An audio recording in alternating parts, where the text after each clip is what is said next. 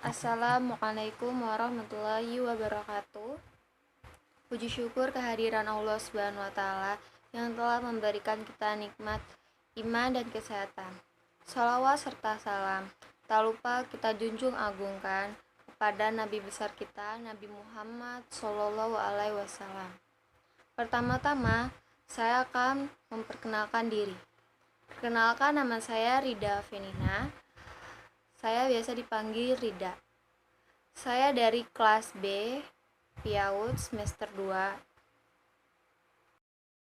Di sini, saya akan menjelaskan tentang peran ormas dalam syarikat Islam di Indonesia. Yang pertama, itu Jamiatul Khair. Itu didirikan pada tanggal 17 Juli 1905 di Jakarta. Organisasi ini awalnya beraktivitas di dalam bidang pendidikan dasar untuk mengirim para pelajar ke negara Turki dan merupakan satu-satunya organisasi pendidikan modern yang ada di Indonesia saat ini. Yang kedua yaitu Syarikat Islam. Sejarah organisasi Islam di Indonesia juga tidak dapat dilepaskan dari Syarikat Islam. Kiai Haji Samiuddin mendirikan organisasi yang awalnya bernama Syarikat Dagang Islam ini pada tahun 1905 di Solo. Pada awalnya, organisasi ini bergerak di bidang keagamaan untuk meningkatkan taraf hidup bangsa dalam perniagaan. Yang ketiga yaitu Majelis Islam ala Indonesia atau MIAI. MIAI ini dibentuk untuk menjadi wadah ormas-ormas Islam di Indonesia pada zaman sebelum kemerdekaan yang didirikan pada tanggal 15 Rajab 1356 atau 21 September 1937 dengan prakarsa Kiai Haji Hasyim Asy'ari. Yang keempat itu Masyumi atau Majelis Syura Muslimin Indonesia atau sejarah Partai Masyumi. Yang kemudian masuk pada sejarah organisasi Islam di Indonesia sebagai pengganti MIAI yang dibubarkan pada Oktober 1943. Yang kelima adalah Muhammadiyah. Tujuan Muhammadiyah itu untuk menegakkan dakwah Islamiyah seluas-luasnya, mencakup segala bidang dakwah, kesehatan, pendidikan, sosial, dan sebagainya. Beberapa tokoh yang diakui sebagai pahlawan nasional yaitu Ki Haji Ahmad Dahlan. Salah satunya adalah itu. Dan yang keenam itu NU atau Nahdlatul Ulama.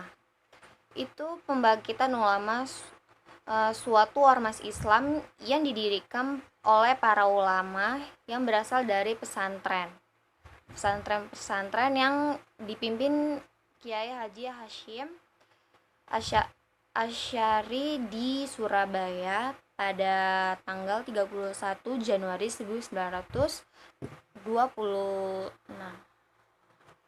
Yang ketujuh itu Persis atau Persatuan Islam yang merupakan bagian dari sejarah organisasi Islam di Indonesia yang didirikan oleh para ulama pembaharu di Bandung pada tanggal 12 September 1923.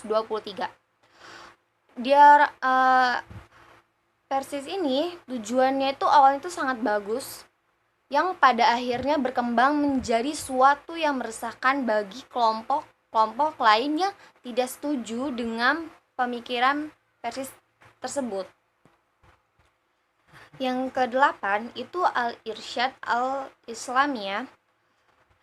Ini ormas dalam sejarah organisasi Islam di Indonesia ini didirikan pada tahun 1913 oleh para keturunan Arab yang dipimpin oleh Syekh Ahmad Syurkati, seorang ulama yang berasal dari Sudan.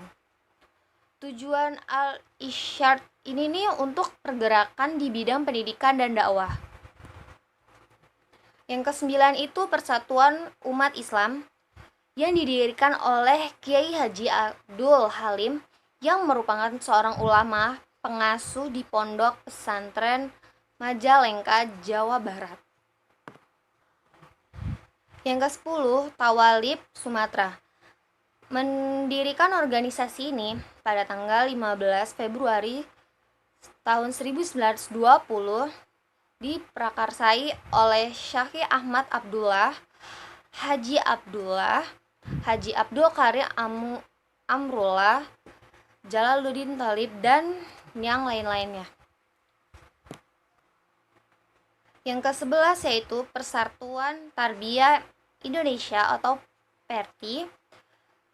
Dia ini didirikan pada tanggal 20 Mei 1930 di Bukit Tinggi, Sumatera Barat.